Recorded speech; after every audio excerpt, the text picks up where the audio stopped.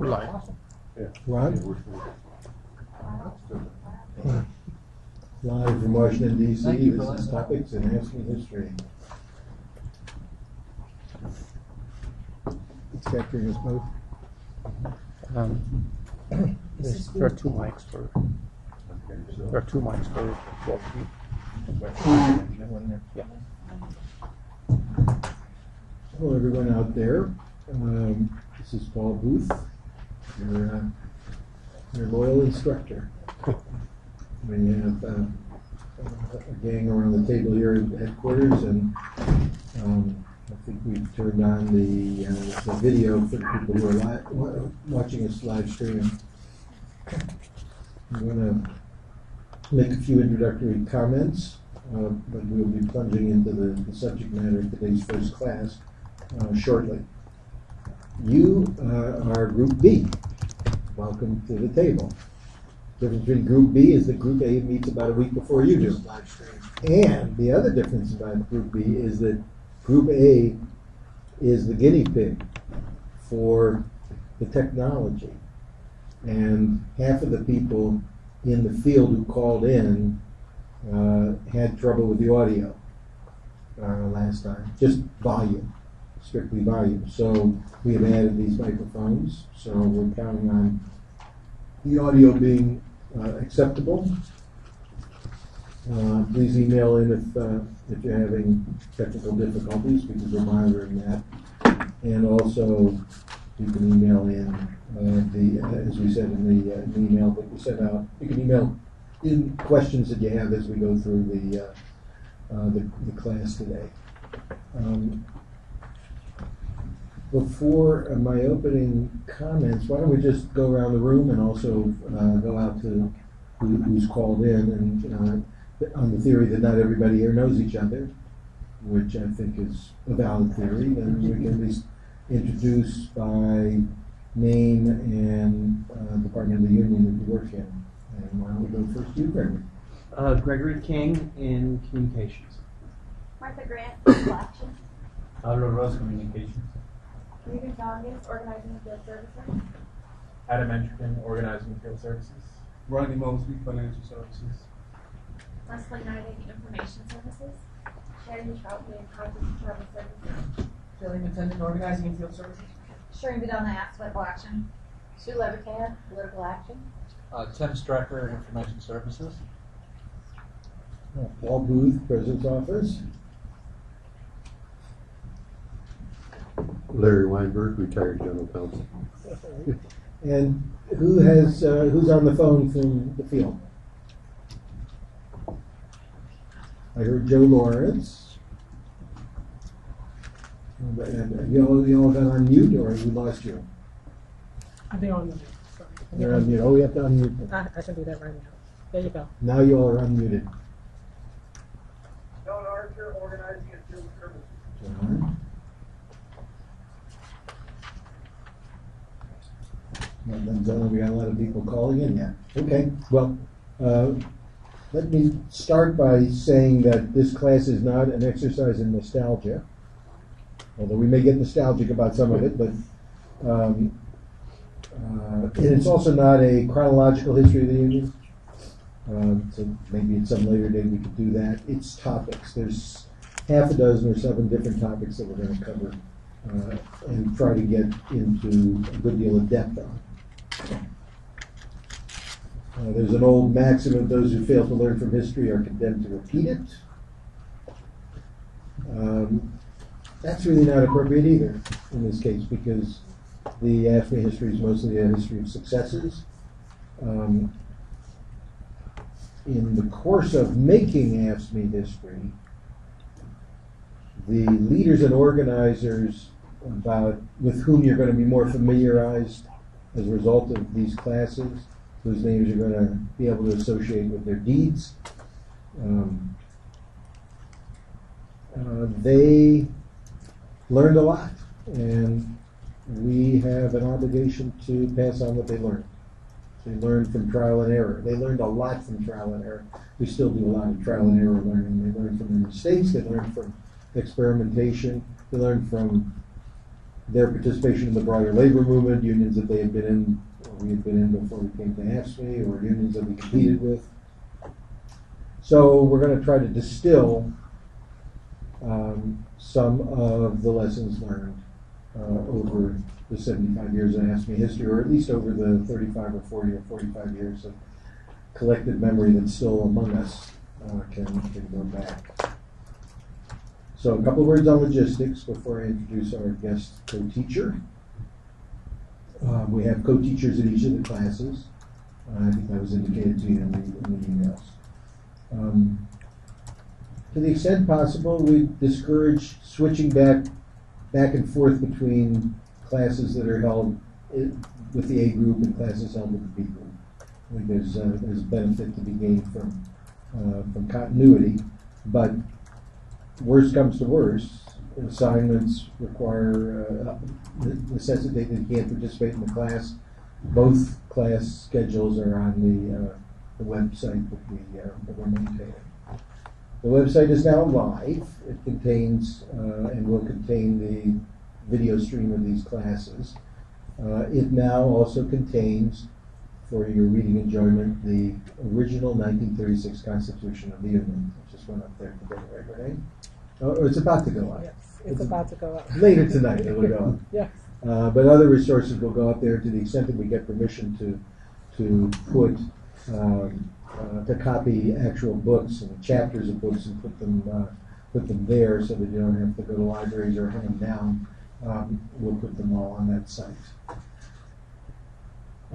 Some people are phoning in and are only getting audio. Some people are going in through the live stream and are getting video. Those who are live streaming, though, it's a one-way train here. So they can hear the people in D.C., but the people in D.C. can't hear that, except to the extent that we open up the mute on their phones if they're on phones. The reading list will come out piecemeal, because in each case I'm trying to consult with the co-teacher for the next class, so sometime in the next 10 days I hope to have the reading list for the second class up. And I think those are the basics to cover. So let me just say a few words about Larry Weinberg, who, as he identified himself, is retired General Counsel of the Union, was General Counsel for decades. And with his permission, I will repeat the phrase I used in the last class: the cool hand of AFSCME. Because he was the go-to for questions, especially questions that hadn't come up before, but questions that keep coming up. He was the go-to for the international president, but also for the rest of us in the union. And his answers, to the benefit of the union, were relied upon most always.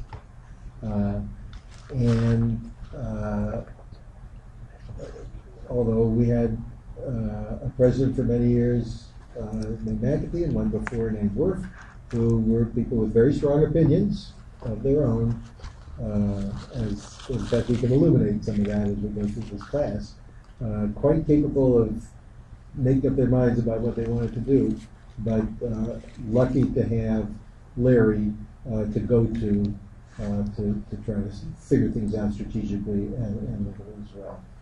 So today's topic is the union's constitution, but it's really its constitutional history. It's really how subjects that align with the Constitution illustrate the development of the Union and into the shape that it is in now. And so I'd like to kick it off with one big question that takes us back to the mid-1960s, the 1964 convention. Larry, if you would walk us through what the issues were at the convention where Jerry Worf unseated Arnold Zander and became the second president of the Union, what those issues were, and then walk through the process where some of those issues then got incorporated in the Constitution that we currently live with. Starting in the late 50s, some of the people who had been allied with Alexander, most notably Jerry Worth, who was kind of his favorite employee, started to become dissatisfied with the way the International Union was being run. And they began pressing issues that related to the governance of the union and some of the activities in which the union was involved. Arnold Zander, who was then the president and been the president since the union was founded in the 30s, was got defensive, I guess is the best way to put it, and rather than try to reach some accommodation with them, he just said no to everything. And so starting in the late 50s, there was a series of conventions where the group led by Jerry Work, which was known as CORE, Committee on Union Responsibility, began pressing constitutional amendments to address their issues. And when the constitutional amendments were beaten down by Zander, for reasons I'll explain why it was so easy for him to do that, they began to consider the possibility of taking on Zander politically and unseating him, because they realized that as long as he was in office, they weren't going to be able to get the changes they wanted to get. There were a series of issues that they were pressing. I'll discuss some of them, not all of them. One was the kind of the political structure of the International Union and the relative strength of small locals versus large locals, and of the International Union versus the locals and councils. At the conventions that were taking place around that time, typically about 20% of the delegates to the International Convention were International Union staff. And they carried a substantial number of votes. Many of the votes that they carried were for what we call paper locals, which were locals that had little or in some cases no membership, who were still carried on the books and got delegates and voting strength in the convention. This was exacerbated by the formula for the representation of local unions, which at that time was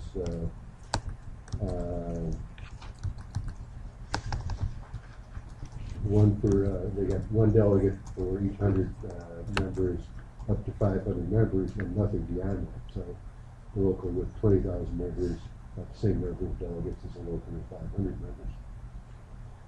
The other was the formula for determining the voting strength of the locals, which kind of complicated then. It was rather than having voting per capita strength, which is what is done now and has been done since the late 60s, locals got votes based on a formula which was then 1 per 100 up to 1,000, 1 per 200 up to 2,000, 1 per 300 up to 2,900, 1 per 400 up to 4,100, and 1 per 500 after that.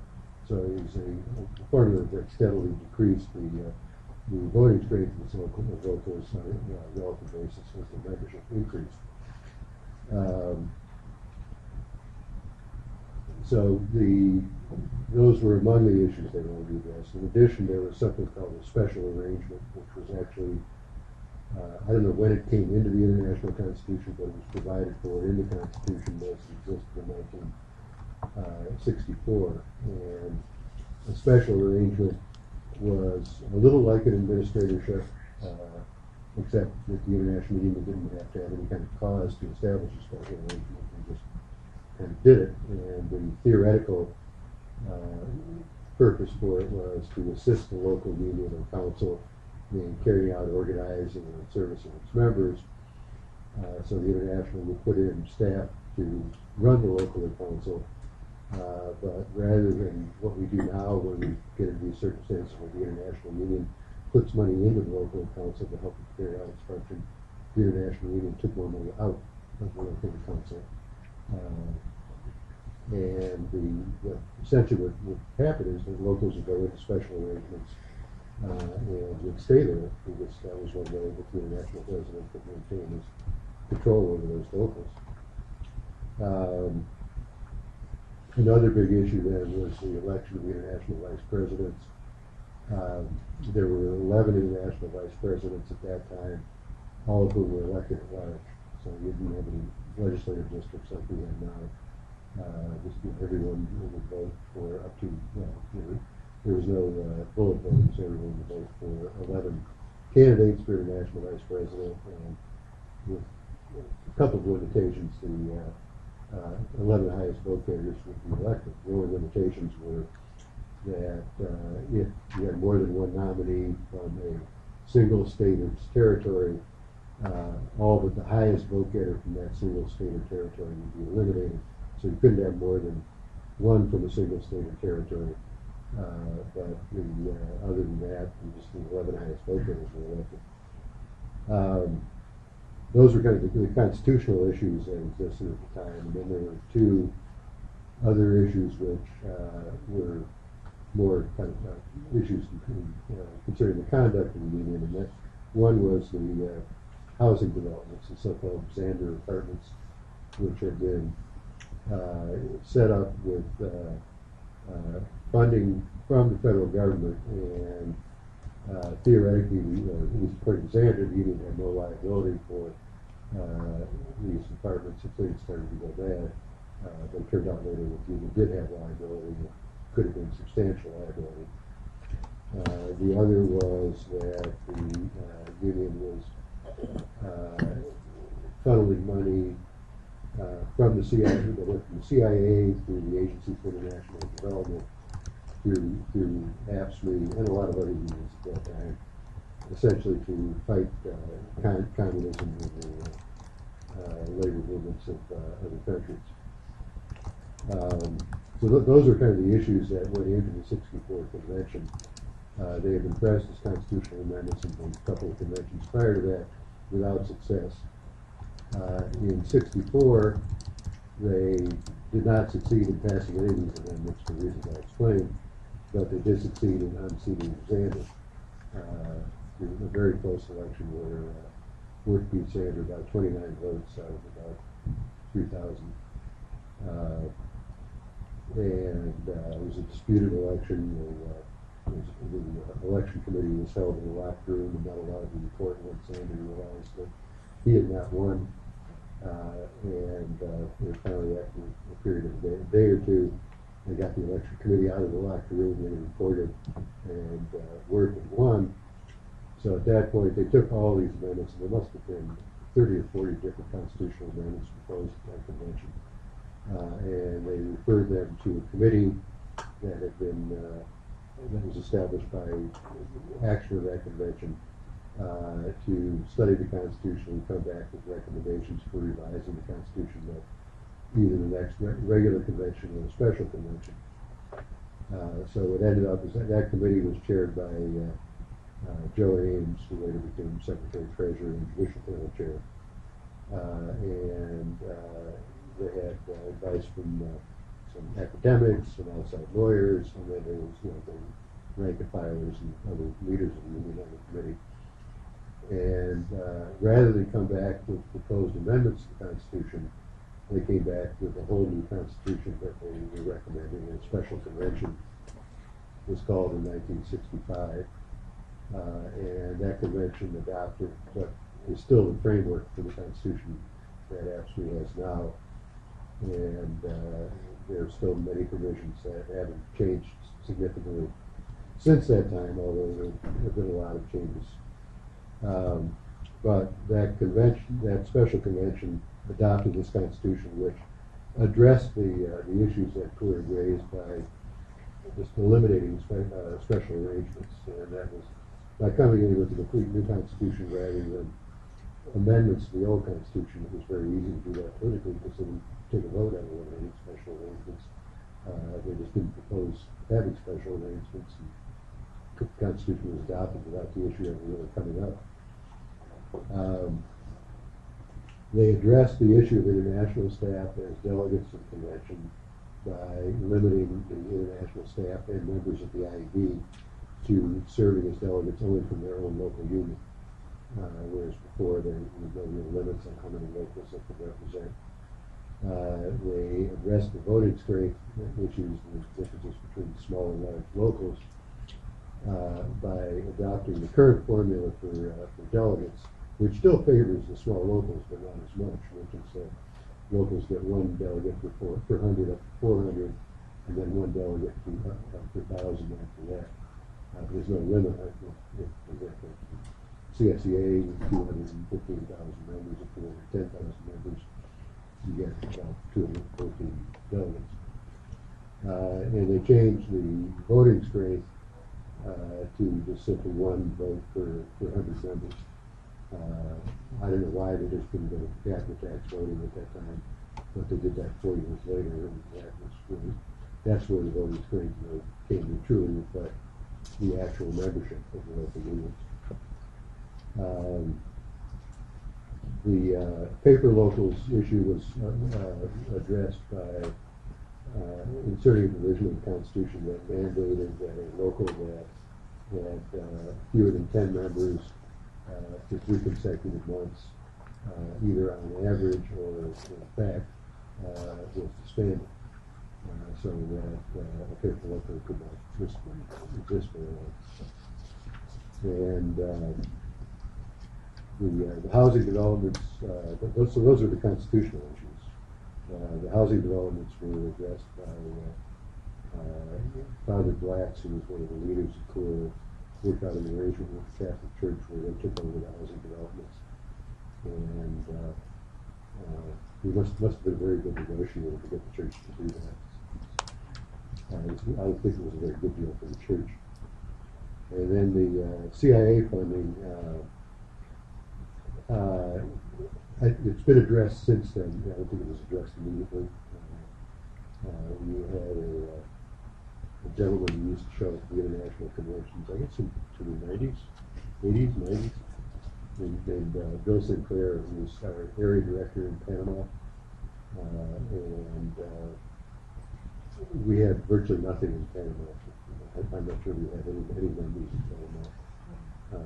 But we had represented some employees in the Panama Canal Zone, and Bill's mission seemed to be dealing with kind of the labor movements in South and Central America rather than anything to do with AFSCME or Panama. So that was essentially what happened in addressing the core issues and creating the framework for the current Constitution. And was the judicial panel invented at the 65 convention? It was. The judicial panel was created at that point. Up to that point, the kinds of issues that are now addressed by the judicial panel were decided essentially by the international president with an appeal to the International Executive Board and then to the convention. So the judicial panel was initially created dealing only with charges by members against other members, and I forget, there's one other piece of their jurisdiction that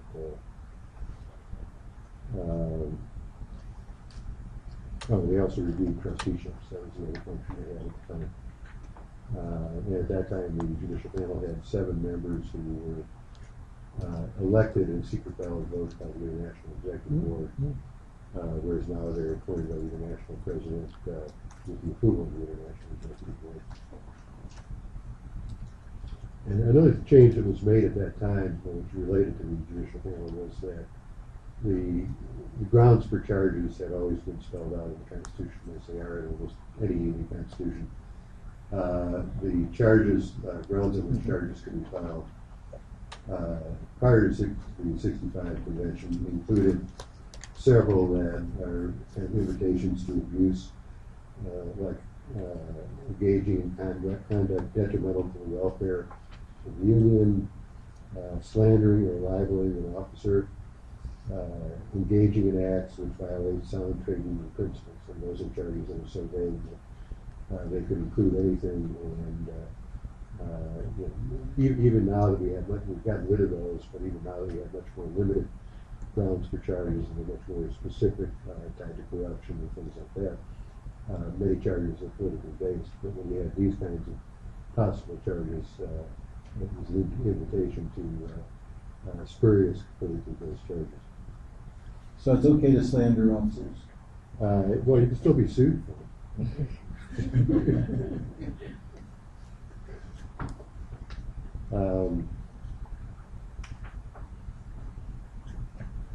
So you allude to a shift in the balance of power between the national president and the headquarters of the union and the large locals, although it took the form of adjusting the balance, the constitutional balance between small locals and large locals, right? Sure.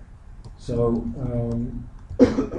this large local, small local issue, or large local headquarters issue must also arise in the context of councils. And are there different ways in which our councils create a balance of power?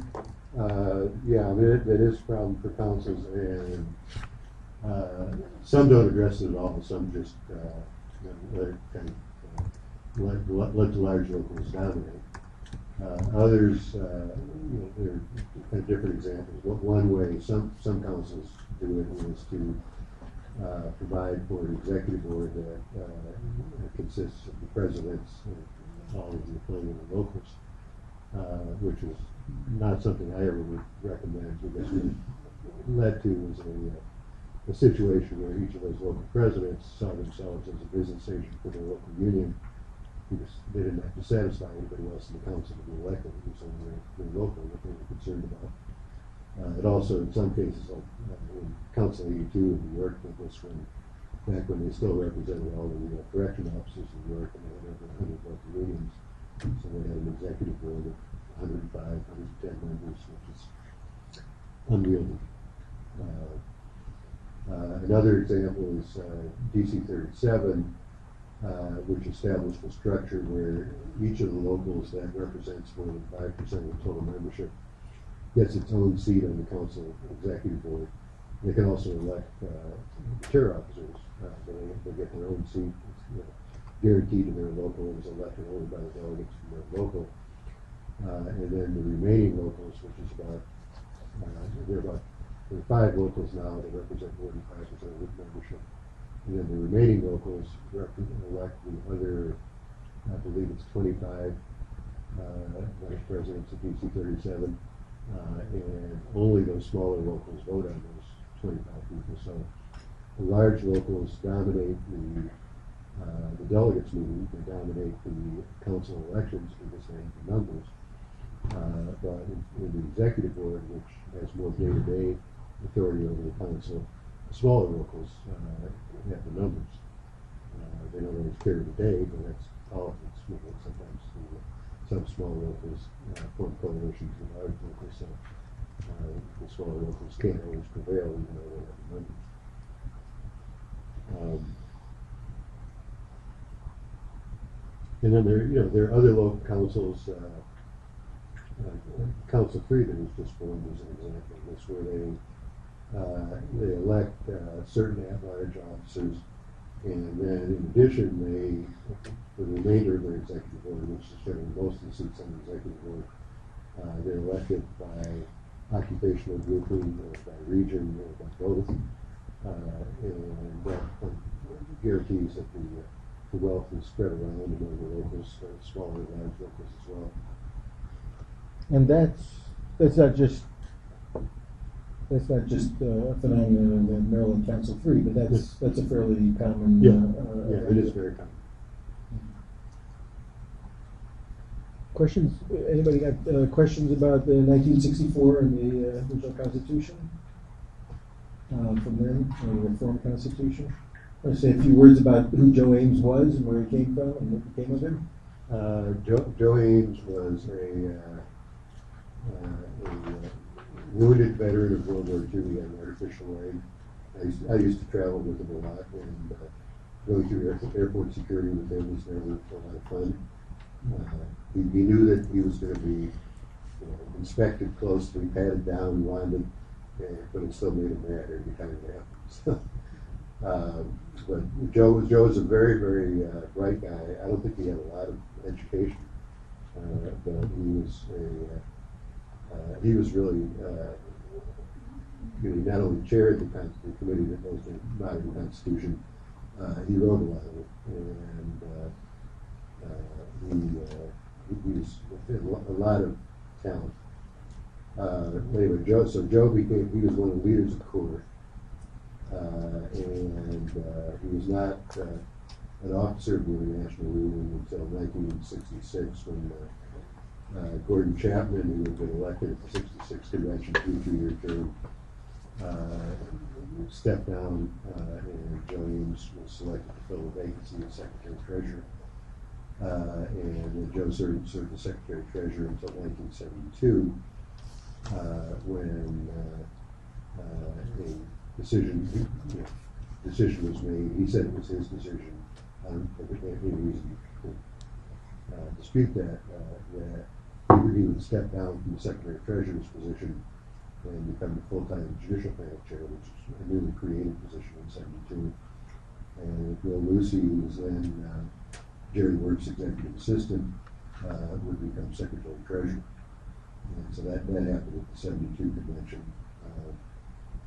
72 convention was the first convention I went to, and it was of interest because one of the amendments of that convention was an amendment to change the terms of the officers from 2 to 4 years, and that went to a roll call vote, which they may have had roll call votes before 64, but we've not had any since 1972. And one of the reasons is that roll call lasted about 7 hours, and we weren't even finished at 7 hours.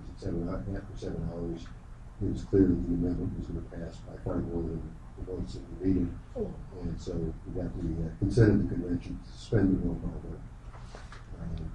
But it's not a process I would wish I would do. And that story has proved as a good deterrent for people to think about asking for roll call votes in subsequent conventions. Yes, please tell that story to everybody you see on the street. One of the other amendments that came up at the 72 convention was an amendment to change the name of the union, which actually came from the House, and it was to change the name to State County Municipal Union, which was AFSCME, and this was proposed by the House. Went out on the convention floor, open for debate, and one of the first people who got up to speak on it said, I don't know what you think, but this looks like scum to me, and I don't want my union to be called scum. And that killed it. It just died on the vine. And that's the last time we tried to change the name from the 6-letter AFSCME. Yeah. Or as Jerry Wood used to pronounce it, AFSCME. Yeah, or as the subsequent chairman of the judicial panel pronounced it Asheville. And just for your information, the colloquial way to refer to the union was, "Oh, I'm from State County," and I think that's almost entirely vanished. Does anybody still refer to the union as State County? They just say I'm from State County Municipal when they answer the phones. Okay, I think that's a dying out way of doing it. And the abbreviation was used interchangeably. The 6-letter abbreviation and also a 3-letter SCM would appear in AFL-CIO back when someone would refer to us. So no longer. So they call us scum. They when they thought of us at all. So the union takes on some of the coloration of the industry and occupations from which the membership is drawn.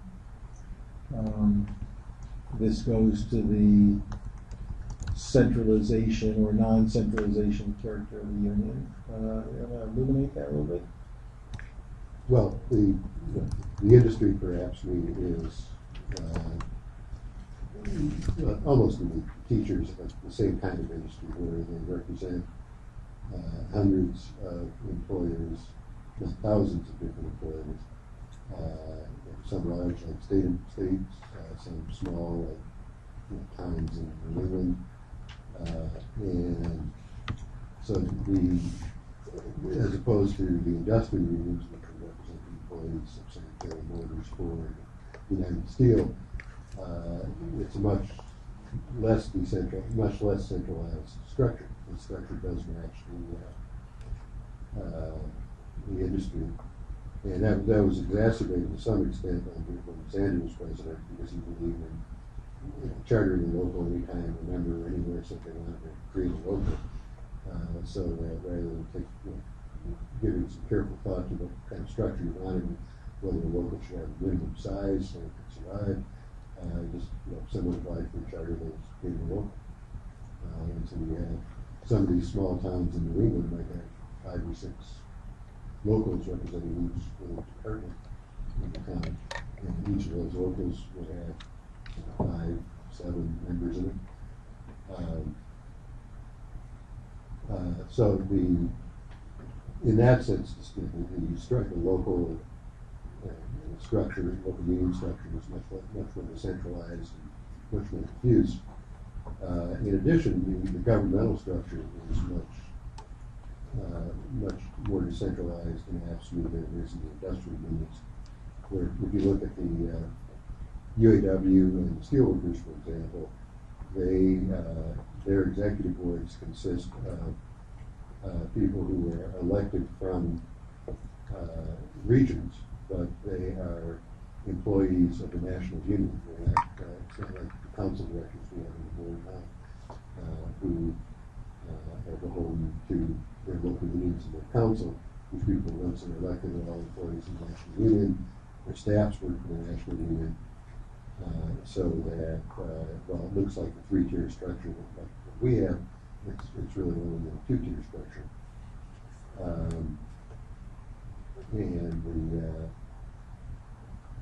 In addition to that, some of the unions develop different customs for how they select their officers that kind of centralize things even more. The UAW is a very good example of that, because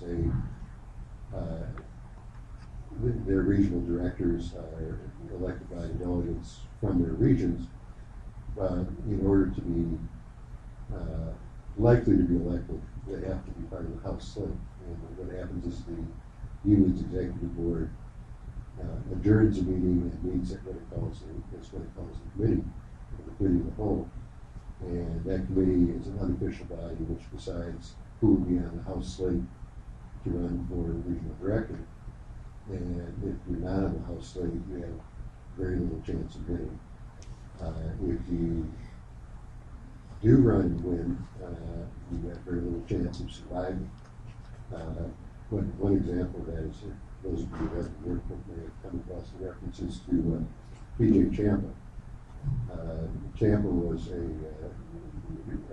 assistant regional director in UAW's eastern region, and when they had nominations at, I can't remember what convention it was, the incumbent regional director was nominated, and all the delegates of the region were wearing jackets that had the incumbent regional director's name on the jackets. And so there was a bunch of cheering when he was nominated from the delegates, and then they asked for further nominations, and Champa was nominated to run against him, and all the delegates ripped off their jackets and they had Champa t-shirts on. And Champa was elected, and I'm not sure it was within minutes, within a very short time, his local was put under trusteeship, and the UNW was released like hell for the next few years, and then at the end of his term, he was not re-elected because they made it impossible for him to do anything, and that's how he came to work for AFSCME. So, if the natural tendency of our union is decentralizing or non-centralized, we've had these 4 presidents, each of whom had a very strong motivation to get power and to project power in a unified way. So in effect, is it fair to say that they were doing it despite the natural tendency of the organization, and that if they didn't exert their will and figure out other means of maintaining and collecting and aggregating power, that the union would tend to turn back into a pretty decentralized, non-unified organization? I think that's Sorry. I think that's true with the possible exception of Xander in his last few years, who essentially created a structure that kind of guaranteed his power. So it wasn't really so much an exercise of will as it was an exercise of control through the international staff and special arrangements and other means. For Worth and McAtee and Ali, it is a question of the president's exercise of will through kind of building coalitions that support what they want to do.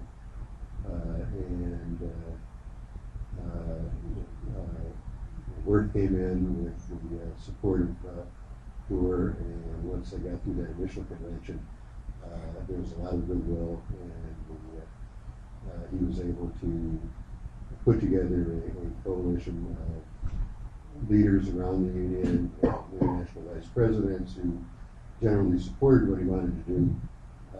That tends to happen. That didn't last. And toward the end of his tenure, there were a lot of people who were dissatisfied with the way he was doing things, and there were some substantial vice presidents who were prepared to take him down at the 1980 convention. And with McAtee, when he came in, he came in after Worth died when there was an election to fill the vacancy, and he beat Bill Lucy by only 29,000 votes out of about 1 million. So there were a fair amount of people that had ill will after that election and did not really want to mend fences. And Jerry McAtee made an extraordinary effort to go out and win over those who opposed him, to the point that those who had supported him began to think that he was getting a short shrift compared to those who had opposed him. But he was largely successful, and for many years, until the last couple of years of his tenure, it was pretty rare to have, while you got the sense of issues in board meetings, you didn't really have a fight in board meetings. And it was largely because he had been so successful in building a ruling coalition. And by analogy, the new president, Saunders, has taken a lot of steps to consolidate and reach out to those who were on the other side of his recent election. So each of our succession moments has been hotly contested. And then if we read our history, if history keeps repeating itself, that's a temporary thing, and then the organization comes together. Yeah, which in the labor movement is fairly unusual, because their successions tend to be, in most cases, kind of preordained. The outgoing president has his or her choice to succeed, and that person is generally elected without much opposition. There are unions that have different kinds of issues, but the labor movement tends to have fairly uneventful successions. Why don't we go back to talking about councils? And if you could actually take us back to what the roots are of how different councils govern themselves different ways, how they have, some of them have executive directors, some of them have elected presidents, some of them have full-time rank and file leaders, some of them have full-time staff leadership. There's a variety. We don't have a uniform system, but some of that has evolved over time, or some of it we just inherited, right? Yeah. Yeah, with the councils, I think,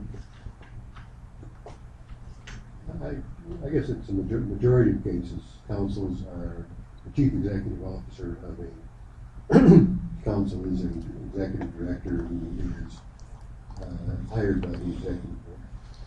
Then there's a substantial minority where the chief executive is either a full-time president who is elected by the delegates, or an executive director who is elected by the delegates. A lot of people have preferences for one arrangement over the other. My experience was that whether each of those arrangements work depends more on the people involved than on the structure.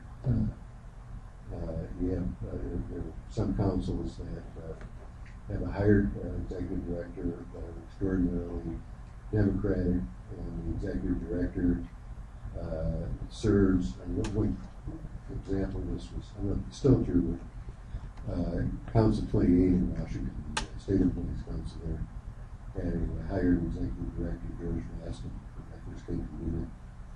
And George, like I said, not when I first came, but too long after. When George was hired, the council executive board offered him a contract for 2 years, whatever their term was. And George said, no, we didn't want a contract. If they became unhappy with him, or he became unhappy with them, he didn't think they should be bound to each other. And he had a very long, very successful tenure there without the security of the contract. The other requirement was that they wanted to fire him within 30 days' notice. That worked fine in that situation, largely because of who he was, the kind of person he was, and what the traditions of the council were. Traditionally, it was a very democratic council. The other examples, Council 13 in Pennsylvania has, from its founding, had an executive director who's elected by the delegates of the convention, and that's worked extraordinarily well for them. But again, I think it's, you have other situations where the full-time executive is elected by the delegates, and it was not worked so well. Then there's one council and a number of unaffiliated locals where the chief executive is elected by the membership. CSEA does that. Council 1707 in New York City, it's the only council as such that elects their executive director. OCSDA, OPC, the Hawaii locals, their leadership is all elected by the membership. It's actually HGA and Hawaii, all the officers are elected by the membership, and the executive director is hired by the executive board, and UPW is other big local Hawaii. The president is full-time elected by the membership. Mm-hmm. So it's really kind of all the variations are there. Yes, in the case of HGEA, they not only is he hired by the board, but they publish a personnel appraisal every year. They have a committee, an appraisal committee that goes in this review, and that gets published in their newspaper. Yeah, I've been to some of their executive board meetings, and while this is true both when Russell Okada was the director and now with Randy Pereira, while they were strong leaders and generally got what they wanted, it was not because they were forced anybody to do anything. They led people to do things. And some of their board meetings were very contentious, but everybody kind of had the same interest in moving the union in the right direction, and so we needed to work things out. Council 31 in Illinois, which I come from, when it was set up, it had an executive director selected by the board.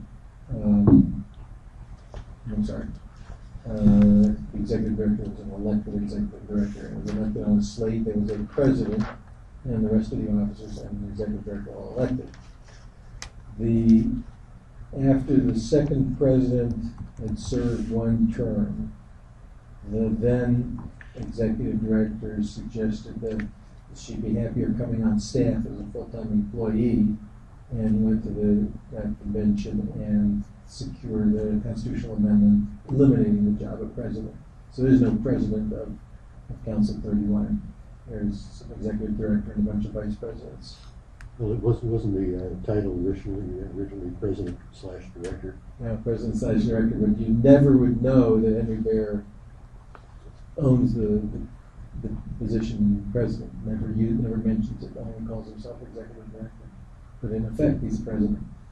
Yeah, well, other councils like Council 13 in Pennsylvania, they had a full-time elected executive director and a rank and file president, and that arrangement has always worked well for them. But I've seen other councils where that does not work well because the president thinks I'm the president and I should be running things. Mm-hmm. And so they end up with a situation where the president and the executive director are kind of at war with each other, each battling for control, each battling for prestige. And one of the worst examples of that was Council E2. In state A, they had a full-time executive director who was hired, and then they had an elected president who was supposed to be just a part-time rank and filer, but soon the president pressed to be out on full-time release time, and so the president got that, and the president wanted a bigger office in the headquarters, the president got that, and then the president and the executive director were kind of in a competition to see who could outdo the other in the luxuriousness of their offices. And so we reached a point where one of them would get new carpeting that was, say, quarter of an inch thick. Next one would go out, the other one would go out and get carpeting that was a half inch thick. And the first one would get carpeting an inch thick. And it really reached the point where when you walk into their offices, it was difficult to walk in. Some of these councils with a powerful executive director and a rank and file president, you don't even know the name of the president. Like president of Council 13 in Pennsylvania. Anybody have any idea what the person's name is? The president of Council 93 in Northern New England. Does anybody know who that is? President of Council 67. 67. The president of Council 67 is not Glenn? No, Dale Chase. That's right. But at least Dale we get to see. These other people we don't even ever get to see. So, yes, here's a question. Being new to the union, can you describe what the essential differences between a rank and file president and the executive director? Paul, can you repeat the question? All right.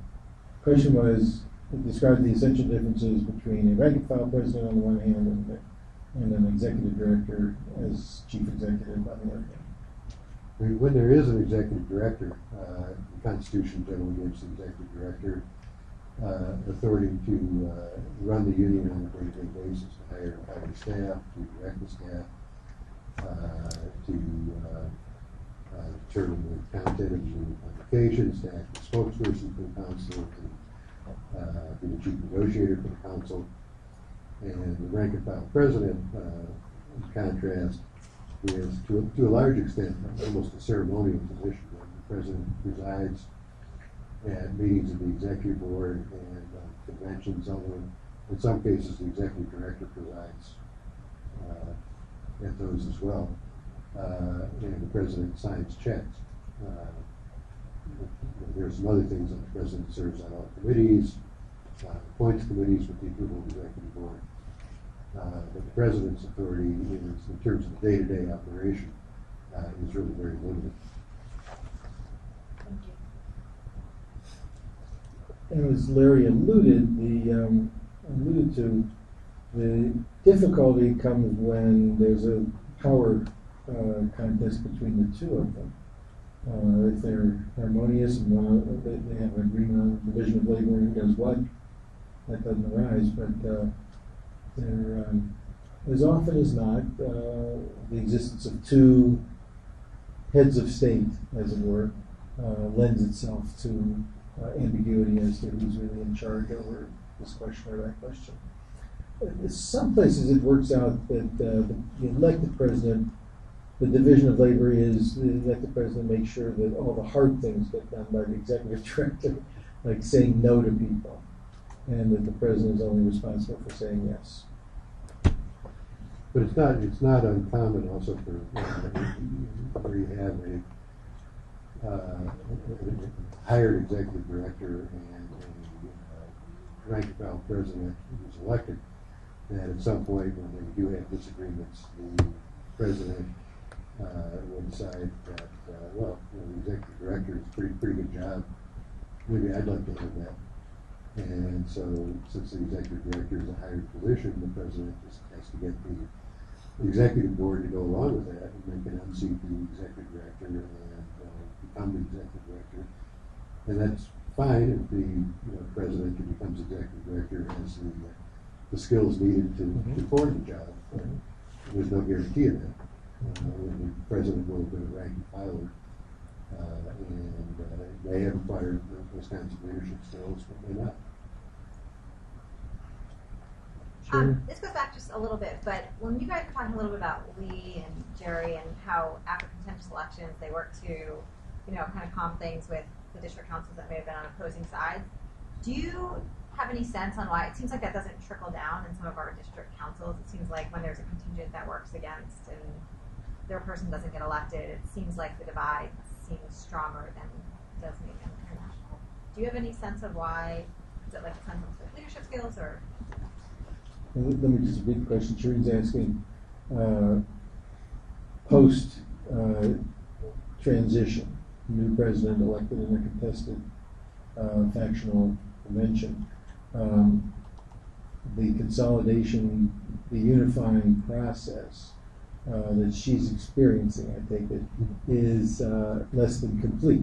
And there are people who are remain unreconciled to having been on the losing side of that election.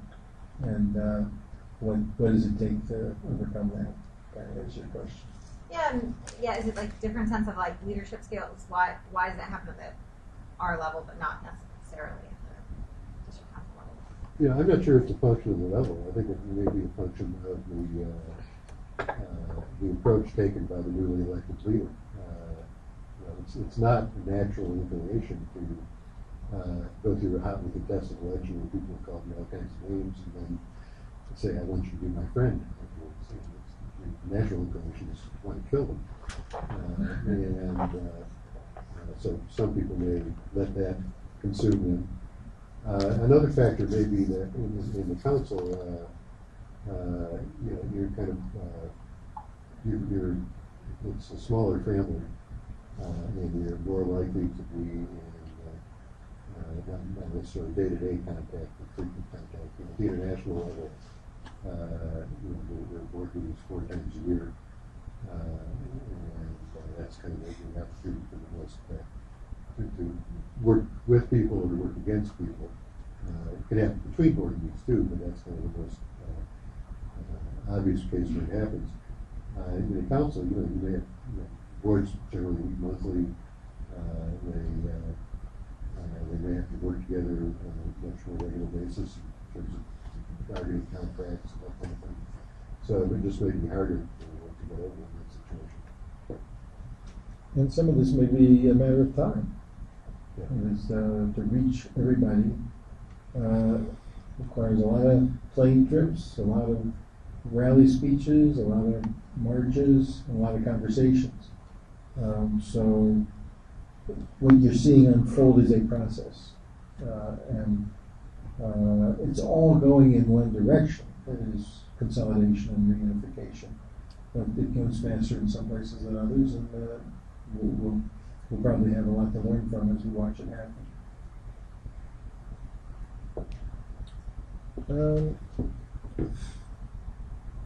So talk a bit about the functions of councils, the full service versus special purpose councils, and their development to the point where they're now such an important part of the union structure.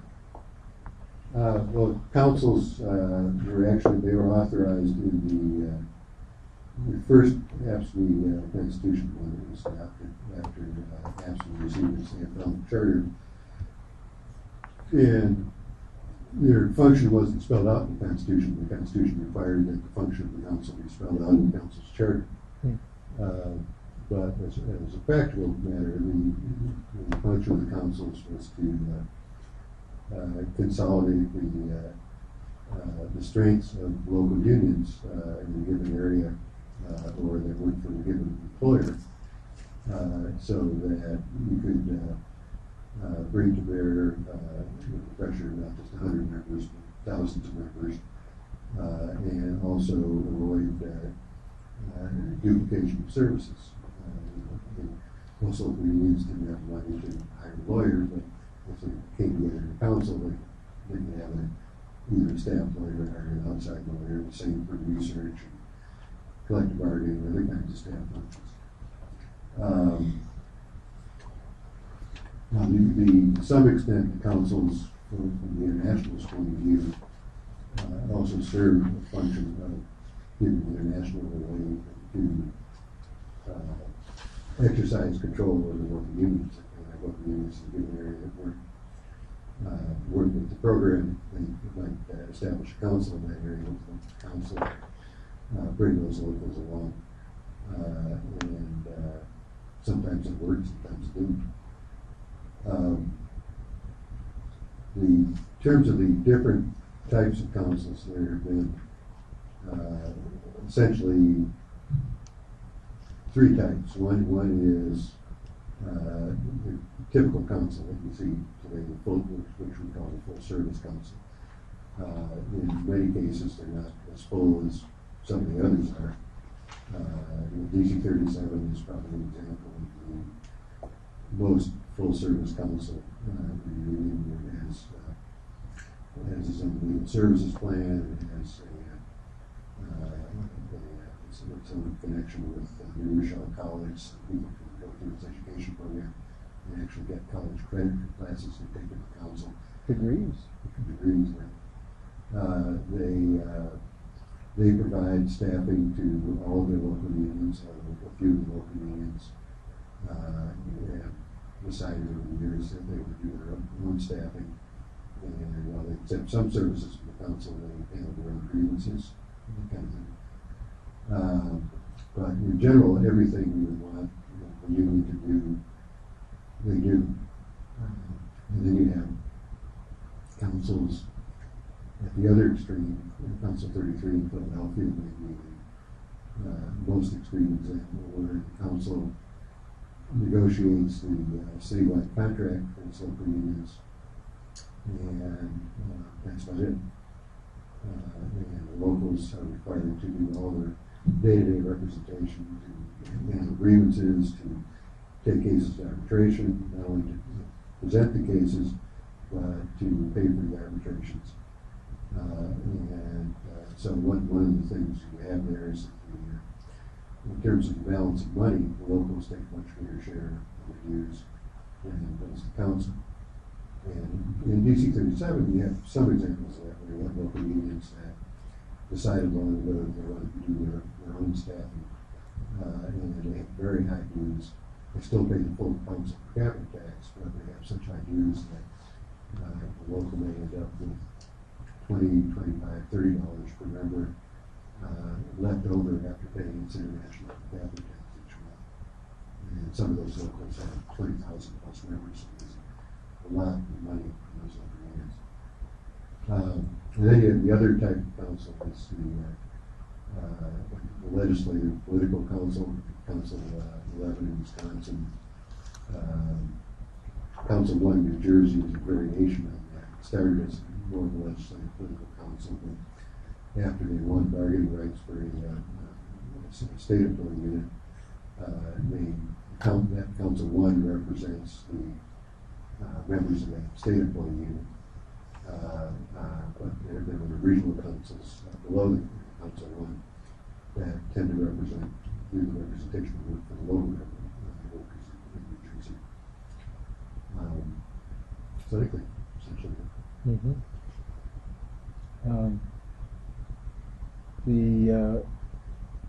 Well, this I think that transitions into the next subject, which is pretty closely related, which is the introduction of the minimum due system in the late 70s and the enhancement of the councils. Yeah, until the late 70s, when the International Union and the Council wanted an increase in per capita tax, the way they got it was by presenting a constitutional amendment to their delegates and hoping they could talk enough delegates into supporting it. For the international, it wasn't every convention that there was a per capita tax increase, but well over half of the conventions. Yeah, it was always a very tense political issue because there was a lot riding on it, and there are always a lot of people who regardless of what the quality of services they're getting, they don't want to pay for. They figured that even if they vote down the per capita tax increase, they'll get the services anyway. So that was the kind of the political context in which per capita tax increases were addressed until the late 70s. And in 1978, the International adopted a constitutional amendment to establish the current minimum due structure. And what it did was establish a minimum dues rate, which at that point was $8 per month, and establish the distribution of that dues rate between the council and the international council and locals, so that the international got $2.90 per month, the locals got $1 per month, and the councils got $4.10 per month. And this was really a great boon to the councils. Very few of them were getting that much at that point. It was really designed, well, it was designed to create an income stream for the international. Its primary focus was on strengthening the councils. And the way it guaranteed an income stream was that, in addition to adopting that rate in 1978, they established a mechanism by which the dues would be adjusted each year without any action by the governments. And at that point, there was a Congress Department figure that was generally been prepared by the Congress Department, but we got a kind of customized version of it, which was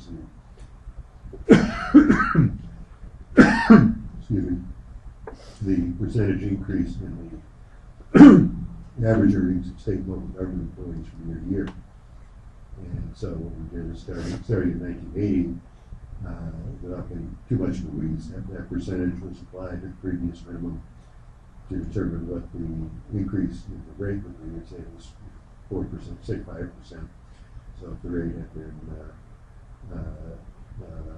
$8, then that meant a 40-cent increase in the minimum dues rate, and then that increase was divided with 10% going to local, 60% going to councils, and 30% going to international. And that really served to greatly strengthen the councils. There are many councils that have per capita tax rates that are well above that now, but there are still a large number of councils that exist on that minimum rate and just follow that to this day. For the international, there was no need to ask for an additional increase in international per capita tax from 1978 when the system was created until 1998 when we had the first delegate approved additional increase in international per capita tax. And we have to admit though that since 1998, every convention from 1998 through 2006 I believe adopted a constitutional amendment increasing the per capita tax rate and the minimum dues rate. But the system, in terms of strengthening the councils, I think worked very well. And even those councils that exist on the minimum rate are providing far greater services than those councils did before, and similarly than The least of the councils did, because many of the councils prior to that time were operating on shoestring. And in the 30 or so years since the minimum dues system clicked in, from $8, it is now quadrupled. A little bit more than quadrupled, although some of that, a couple of bucks of that, was a result of special action by international conventions for the international tax. But most of the change has been by this automatic mechanism, which is a faithful representation of the average salary improvement enjoyed by the union's members. Yeah, we actually amended the structure, I think it was in the late 80s, early 90s, to make it even more faithful to the actual facts for actual members. We stopped using the government figure and created a system where the international did the calculation on its own, and it was based on the actual increases in the pay of AFSCME members based on the contracts and the laws and established pay rates.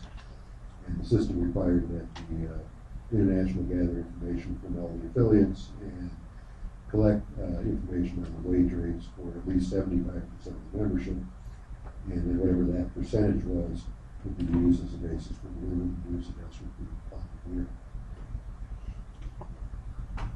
So the advent of the minimum dues system obviously was motivated by the experience of President Worth in trying to get dues increases through the convention. In fact, it was actually a fairly dramatic story that occurred before I came on the scene, but Larry can probably tell because he may have been in the room when the then businessman, at the conclusion of one convention where a quarter or something like that had been adopted. The 74 convention adopted a two-step increase with I think it was 30 cents going into effect a few months later, and then another 35 cents about a year later. And a month or two after that convention, Jim O'Malley, who was then the business manager of the International Union, made the calculations to determine that that was the increase that was needed. Had the unfortunate task of calling Jerry Worth to tell him that he was calculating, and it wasn't enough money. You may have, if you're reading the books, you may have gotten enough of a sense from Jerry Worth, but his reaction to that kind of call might have been, I'm sure O'Malley's ears were ringing for months after that. So they ended up having to call a special convention in 1975, where they moved up the second step of the increase and then added an additional increase on top of that. And I think that's part of what made Jerry Worth decide that he never wanted to go through another convention where he asked for the capital tax increase. Yeah, and at that convention, a caucus sprang up of people who voted no and who were under the erroneous impression that the voice vote had actually been carried by the negative side. So they had they found a room and filled a room at the hotel here in D.C. where the convention was being held, and just what Worth didn't need was to have had this special convention and caused it to create a dissident anti-war faction inside the union. So yeah, he did not want to repeat that experience ever again.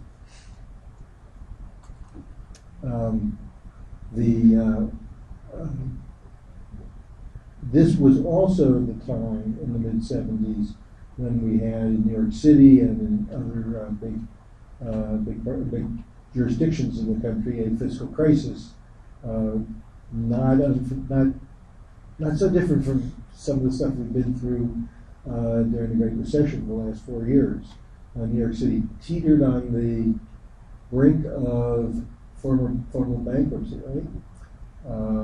The union, District Council 37, and the other municipal unions had to reach deep into the bag of tricks to figure out a way to, in conjunction with the city government and then the state government, to come up with a way to prevent that bankruptcy and allow the city to meet its bills.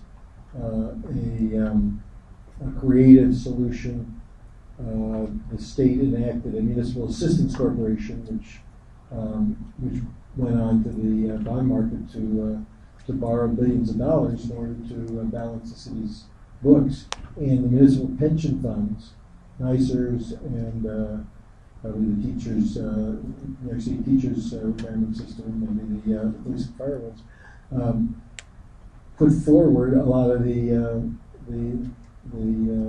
finance a lot of that lending. And, they got good guarantees, and actually turned out to be a good investment for those funds. But it was pretty shaky. So the national union didn't have the staff that you all are now part of. Didn't have a big research and economics department like we now have on the 6th floor. It had a big field services department, but the rest of the specialized departments were very small at the time. And the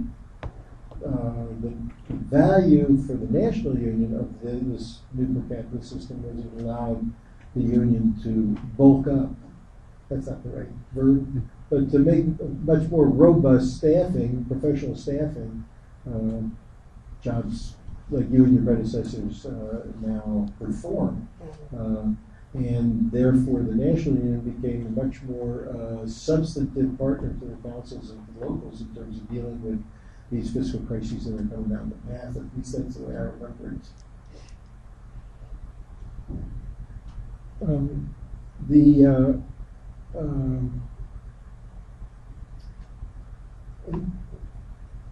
Let's talk a little bit more about what should we talk about now? What kind of questions do folks have? The folks in the who are listening in by on the phone or on the video stream want to throw some questions at us? Email them in. We have a machine here to watch. What do you want to talk about? Some internal politics and history? You could. We'll talk about 37. That's a great idea. Do 37. Okay. Over the years that I was with the union, one of my functions was to deal with most of the administratorships established over local unions and to work with the charge bonus in addressing corruption within the union. And there have been a number of instances over the years of corruption, and a few of those have been what we then thought were large instances of corruption. But all of that changed when we became aware of the problems of DC 37 in 1998. It started with Local 372, the school board local. The president of the local at that time was Charlie Hughes. And the council actually asked us to move over under administratorship because they had discovered that in addition to the $5 million that the local owed to the council, they discovered that the local also owed $5 million to the bank, which made council feel a lot less secure by its $5 million. So they asked us to put the local under administratorship. And after we put it under administratorship, this was in February of '98. It was only a few days later that looking through the records in the office, we came across the W-2s that were issued to Charlie Hughes, the president of the local. And he had two, one from actually it was three. And he had one from the council for his salary, because the way things worked there was the salaries of the local officers were paid through the council. And his salary was at that point $200,000. It was a big local union. It was a local of 25,000 members, but still, it's a pretty hefty salary for a union officer. And again, this was back in the 90s. But then there was another one from the council for about $500,000, which turned out to be for accrued overtime. Now, as a chief executive of the local, he was not entitled to overtime, but he got went to the local executive board to decide that he was entitled to receive overtime, and not just to receive it, but to receive it retroactively for a number of years. And then there was another one from the local for $535,000, I think it was, which was for retroactive payment of a $1,000 a month expense allowance after 1971. And he got the woman who had been the recording secretary of the local in 1971, who was at this point in her 90s, way past civility, to sign an affidavit saying the executive board voted to give him this expense allowance, but they didn't have the money to pay it, so they agreed that he would collect it when they could afford it. So all in all, he was getting well over $1 billion paid that year, that 1 year. And then we discovered that he had hundreds of thousands of dollars in unauthorized expenses on the local's credit card. His wife and his sons and his daughter all had credit cards drawn in the local union and charging hundreds of thousands of dollars to the local. So what it ended up with is that in that local union alone, we had losses, as they're called, for the 31 businesses of well in excess of $2 million. And so that was a problem. We were dealing with that problem. And then news reports started coming out about corruption in other local unions. And this was kind of getting into the fall of that year. And so we decided that we had to really take a hard look at this. So we, President McAtee ordered that all the local unions in DC 37 be audited. And we hired KPMG, a major accounting firm, to conduct the audits.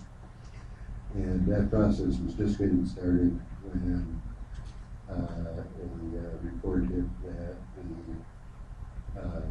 one of the associate directors of the council said was pled guilty to not only being involved in a number of kickback schemes, but also in falsifying the results of a ratification vote on the council's citywide contract, which was actually not just for DC 37, but for all the citywide unions in the mid-90s, where they had the first 2 years of the contract, they had no increases in pay.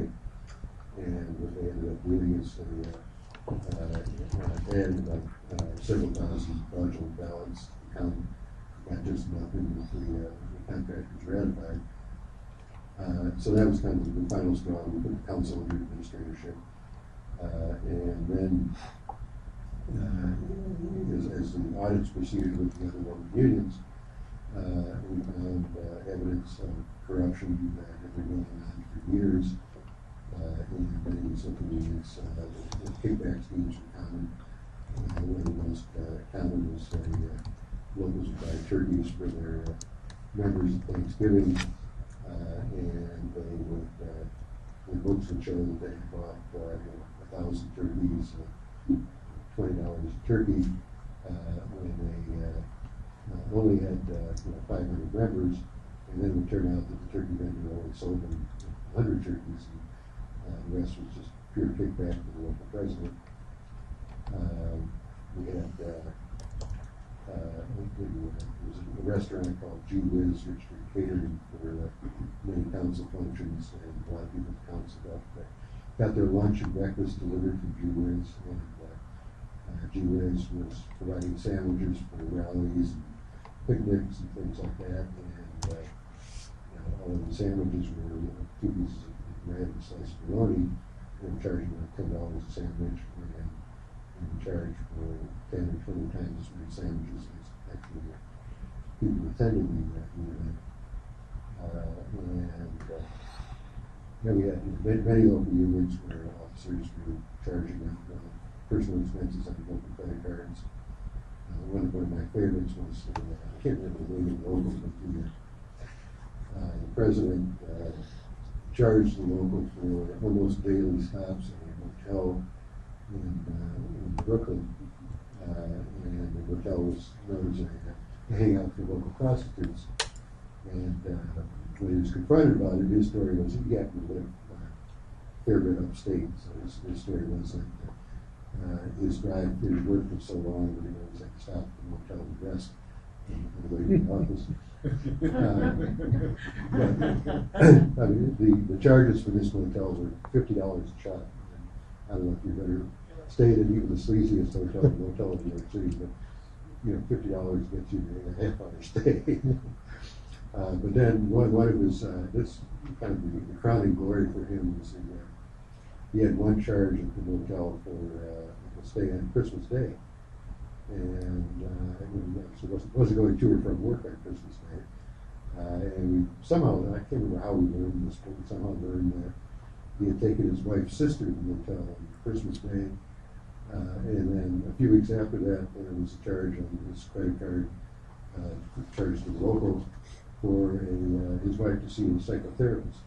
And we assumed the two were connected. But all in all, we ended up with about 30 local officers going to jail, and probably a like number of vendors going to jail.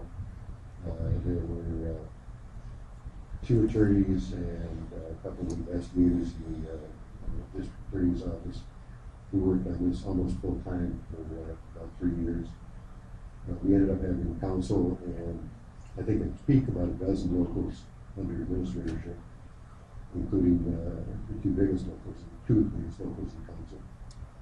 And that lasted until we put the council under in November 98, and that lasted until 2002. It was several months after, about 6 months after 9/11, that we ended up lifting the administration. What was the name of the administrator that the president appointed? Lee Saunders. Oh, Lee Saunders. We've heard of him. Yes, Lee was up there virtually every weekday for that entire period. I was there for every weekday for about a year and a half. Charlie Jonas was there every weekday for 2 years, maybe a little bit longer. And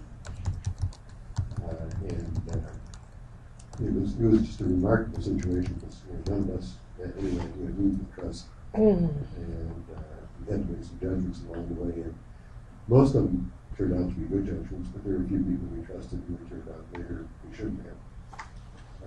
But the end result was the International Union adopted a number of financial reforms aimed at getting a better handle on what was going on in council and the large locals. So we required that they adopt budgets, they provide budgets to the international, that they prepare quarterly financial reports and provide them to the international.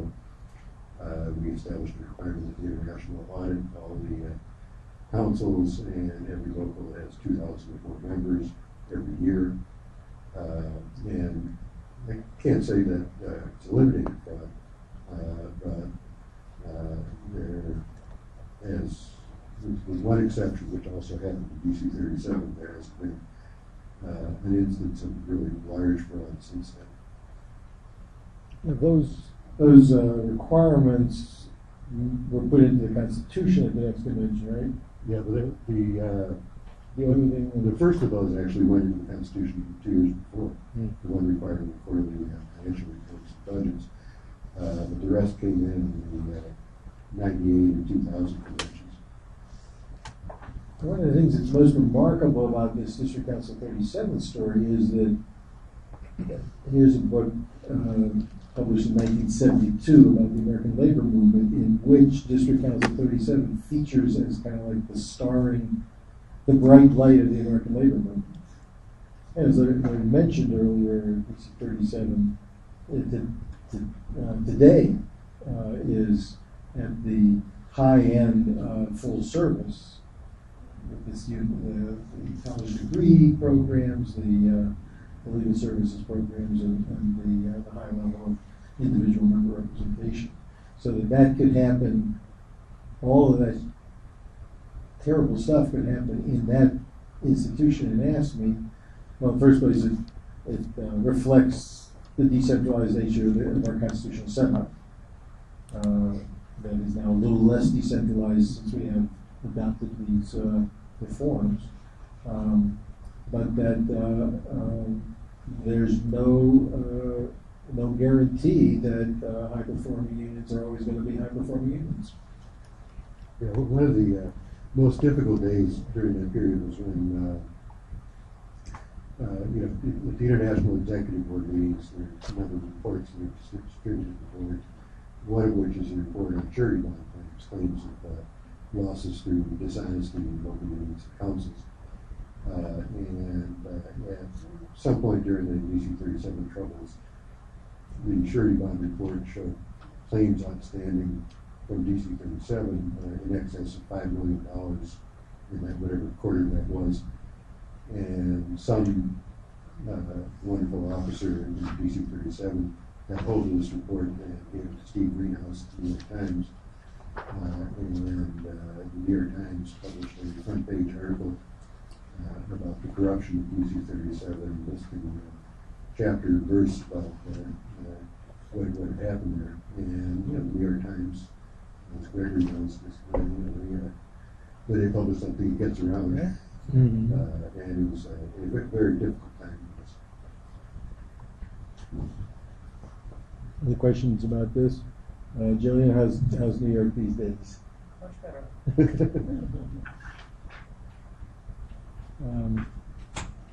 Well, while we're on the subject of factionalism and internal politics, you talked earlier about Joe Ames and his earlier history, but you could lead us up to the 1980 convention and the factionalism involving Worth's incumbency and those who decided to take off after Worth.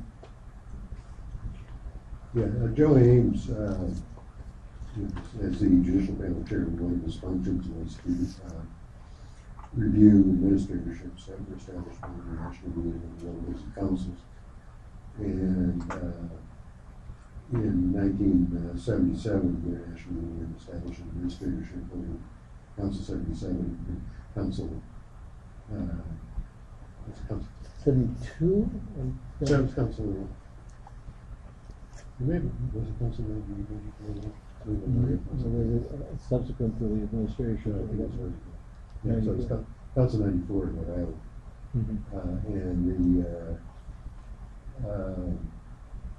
And the grounds for establishing that administration were somewhat unusual, but given the past history of what the judicial panel had upheld and hadn't upheld, where to that point they always upheld administrations. Grounds appeared to be well within the bounds of what was acceptable. But Joe Ames decided that this was not a valid administratorship and decided that he was going to overturn it. And this was part of a falling out that was happening with Jerry Worth. One theory that comes through in the workbook is that this administratorship led to the falling out between Ames and Worth. But as someone who was involved in the situation, my impression was always that the falling out had already occurred, and that Joe Ames was using that administratorship as a way to get at Jerry Worth to embarrass him. But the end result was that the judicial panel overturned the administratorship, and what ensued after that was a 2-year battle for the leadership of the union, where Rick Gottbahn, was the director of DC 37, was running against him, and Joe Ames was allied with him, and there were some other vice presidents, substantial vice presidents who were allied with him, and Gottbahn ran an active campaign, but it was not a particularly good campaign. His personality was such that he had made a lot of friends in the executive board, and he was not having the success he anticipated winning over his support. And then on top of that, Jerry Worth decided that he was going to do everything he could to undermine Gottbahn, not just as a candidate, but as the director of DC 37, to weaken his candidacy. And he sent a guy who was actually from New York. He had previously worked for DC 37, Matt Lindenthal, was hired by the International Healing Office, 2 blocks of DC 37. And his sole mission was to make life difficult for the outcome. And he worked with a number of local residents. We got close to that down and managed to get to the point where issues coming before the DC 37, where sometimes they had tie roads, which previously they had been virtually unanimous in supporting GATPOM. And GATPOM was really being threatened in his own council. And eventually, between that and his kind of inability to campaign successfully, he just dropped out. And so at the 1980 convention, there was no election contest, but Jerry Worth had decided that it was time for changes in the judicial panel. And the most significant change he wanted to make was to get rid of John Ames. So there were a number of amendments proposed to reduce the influence of the judicial panel, reduce its authority. There was even one amendment to eliminate the judicial panel. But one amendment ended up being adopted, which made a number of changes in the judicial panel's authority, but it also reduced the terms of panel members, which were then 5 years to 3 years, and that entirely unrelated. Joe Ames was in the 3rd year of his term, so as soon as the amendment was adopted, he was removed and replaced. And he went back to Washington without even waiting for the convention to be over, and he was locked out of the building. I think by and large, taking the personal issues aside, by and large, the amendments were good changes because they made the judicial panel much more of a body, whereas under Ames it was essentially one-man operation where he actually had the constitutional authority to decide all election protests, other panel members could go out and investigate them. And in terms of other cases, while there were 9 members of the judicial panel, 8 in addition to him, he heard decided virtually every case that came before the judicial panel. So the only function of the other panel members was to serve as the appellate body. People appealed for his decisions. So one of the changes made by the 1980 amendments was to require that cases be distributed among the panel members rather than having them all decided by the panel chairperson. And there's also a provision that allows parties in cases involving charges to strike panel members' names from the list before a panel member is assigned, so that whether the strike can't be assigned in that case, something in a particular panel member may be biased against them. They can ensure that panel member will hear their case. One of the interesting things that happened at the convention, I don't know if Paul remembers this, but the vote on these judicial panel members was not assured.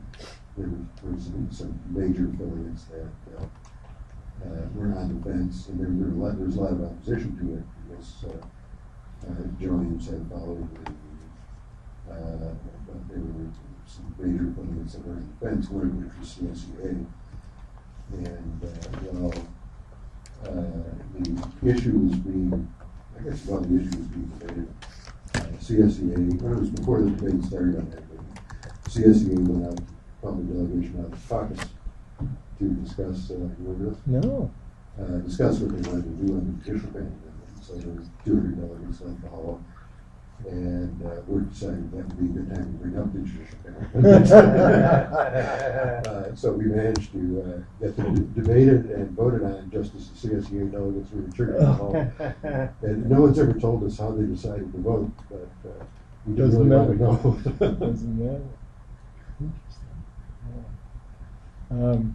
We have a question that's come in from the West, from John Archer. Has to do with, takes us way back to 1960 when John F. Kennedy was president, or at least the Kennedy administration, during which time the executive order that created the collective bargaining system, the beginnings of the collective bargaining system for federal employees was promulgated. And there were other changes going on in the country in the early 60s, the civil rights movement, the one-man vote decision by the U.S. Supreme Court. John's asking just our opinion as to how much of the AFSCME growth in the 60s and then thereafter was spurred by these national developments in American political and cultural life. I think they certainly played a part. Up to that point, you had collective bargaining in places like New York City and Philadelphia, and other places where it was largely by sufferance of the employee. In New York City, the mayor Wagner was an issue with an executive order,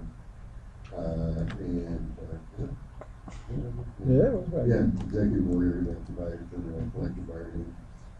In Philadelphia, I believe there was also some kind of executive order there as well. Municipal ordinance, maybe? Municipal ordinance. But there have been relatively few actual collective bargaining laws in the past. In fact, none of that, with the exception of Wisconsin, I guess, which came in late 50s, early 60s. At least that was probably the first of the state collective bargaining laws. That's right. And then as the 60s rolled on, almost all of the northeastern and midwestern states took some action to sanction collective bargaining. New York adopted the Taylor Law, which was a very punitive law in many respects, particularly when you struck. But it did provide for collective bargaining and establish a mechanism to deal with unfair labor practices and that kind of thing. Michigan did the same. Minnesota. Then it took off, I think, to some extent because the federal executive order. I think that had a lot of influence. But then, it just kind of spread throughout the Midwestern and Northeastern states. A little later, the far Western states, the West Coast states. And with a few exceptions, it hasn't spread a whole lot further since. There you go. That's no exception. John, we're going to, in the next class, we're going to go much deeper into exactly this history with the help of Don Wasserman. Council mergers. We had a very robust conversation about council mergers with the previous week and a half ago.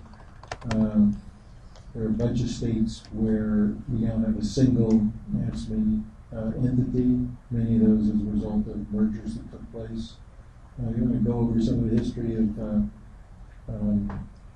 some of the older history of council consolidation? Yeah, there have been a tendency, particularly under Zander and to some degree the work we used as early years, to establish councils on an employer basis, so that if a state like Michigan, for example, you had a state employees council, you had a council for the city of Detroit, you had a council for Wayne County, you had a council for Genesee County, which is Flint, and then there was one other council which kind of represented all the little locals around the state. And that was kind of how Michigan was structured. That was how Wisconsin was structured. It still is. It's how Minnesota was structured. It's how Ohio was structured. Well, Ohio was a little bit different. It was more or less structured that way. It's how a lot of the Northeast was structured. And there came, at some point in the 70s, there began a push to consolidate those councils, because if you have 5 councils in Michigan, each council was duplicating the services of the other councils. It was not a very efficient way to run the union. I don't remember the exact dates of all the mergers, but in Michigan there were 5 councils that were merged into a single council in 1978. Same day, I think we merged 4 councils in Ohio into a single council.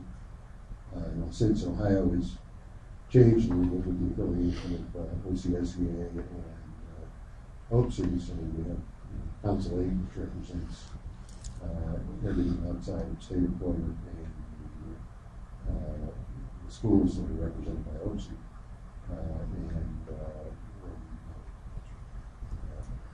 So the council was the sole council for a while.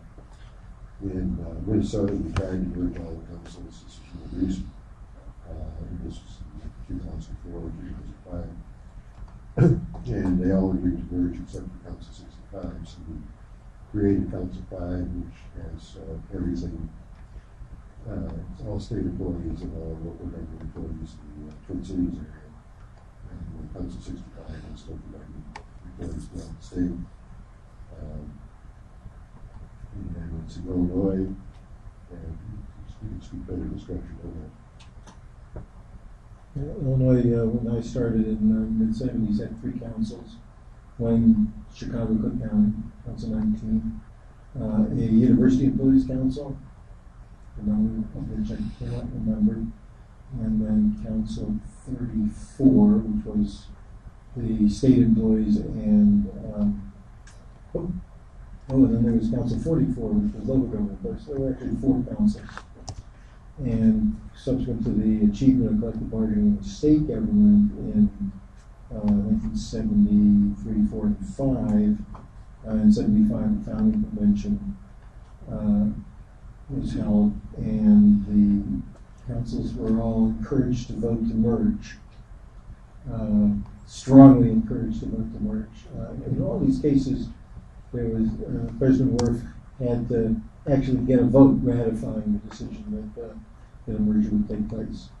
And at that time, Council 31 was created, still exists, that was 1975. But in order to accommodate all the people who had been leaders of little councils, we also created Council 101, 102, 103, and 104 as sub-councils. Those didn't last. Those lasted as long as their first executive directors did. And then, as soon as those people started to move off the scene, we just merged into one single huge council. There's a cartoon of Super Council, a bloated, looks like one of those balloons that you have in the Macy's Thanksgiving Day Parade. So when Godbound ran against Worf in 1979 and 80, this symbol that reflected that Worf was gobbling up all the little councils and putting them into the context of big bloated super councils was seen by the anti-Worf people as a bad thing. Now then you get to 2006 and the whole leadership of the union is working together on the 21st Century Committee and writes the Power to Win report.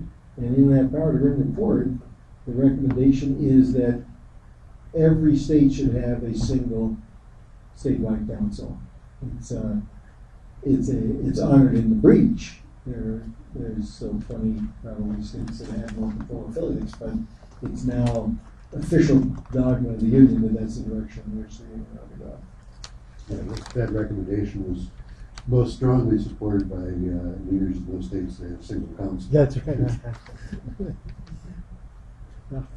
Question about, I don't know what the term is, but if it's directly affiliated locals or unaffiliated locals that maybe governing municipal structurally. Yeah, we're just asking about directly affiliated locals that are not part of councils. Yeah, almost all of those were originally independent unions that came into AFSCME through affiliations. The International Constitution and the International President with the approval of the board can negotiate affiliations with independent unions and bring them into AFSCME. Sometimes special terms are agreed to. Sometimes certain provisions of the Constitution are waived for them for a limited period of time to induce them to come in. So that's how OC, OCSEA, RUCHI, UDW, the Y locals, at least HGA, UDW. So Metropolitan Water District of Metropolitan Los Angeles. Yeah, that's how CSEA came in AFSCME.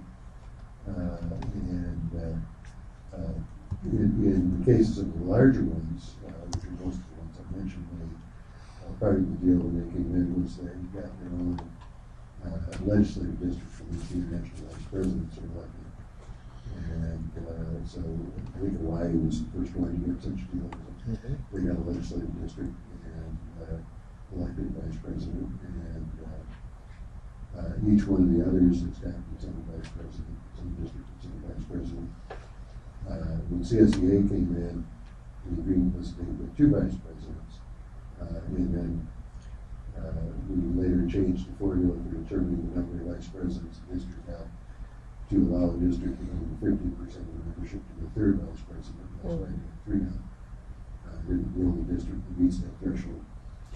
But also, when they came in, we had to make adjustments to kind of protect the rest of the union. Because when CSEA came in, the membership had been 750,000. They increased it to about 1 million. And previously, the threshold for electing two vice presidents of the district was 10% of the membership. So we reduced it to 7%. So everybody else was kind of in the same position they had been before the affiliation. And those districts that had previously elected two vice presidents could continue to do so.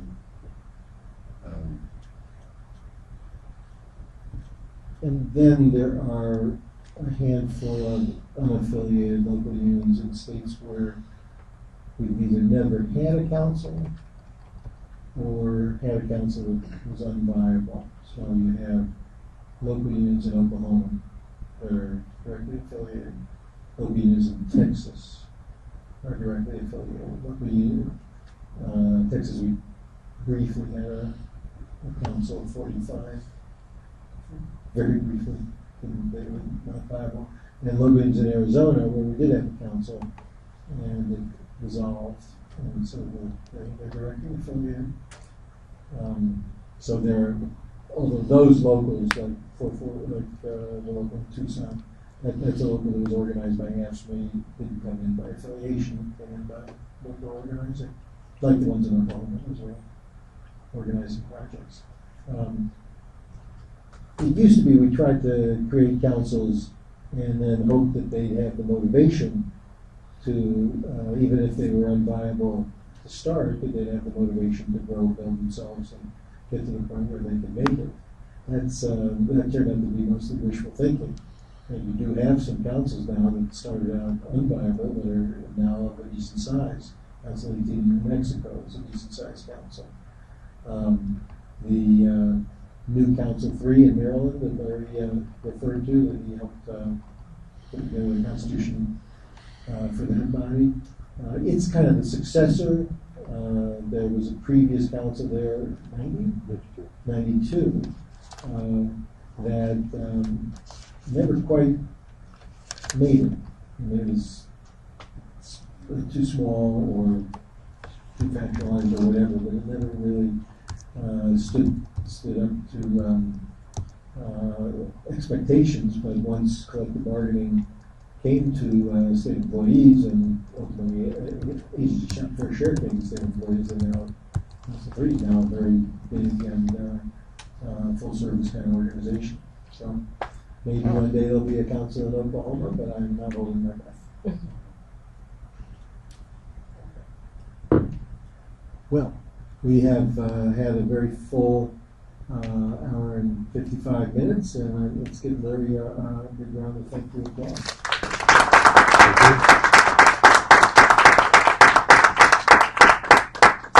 Thank you, Paul, too.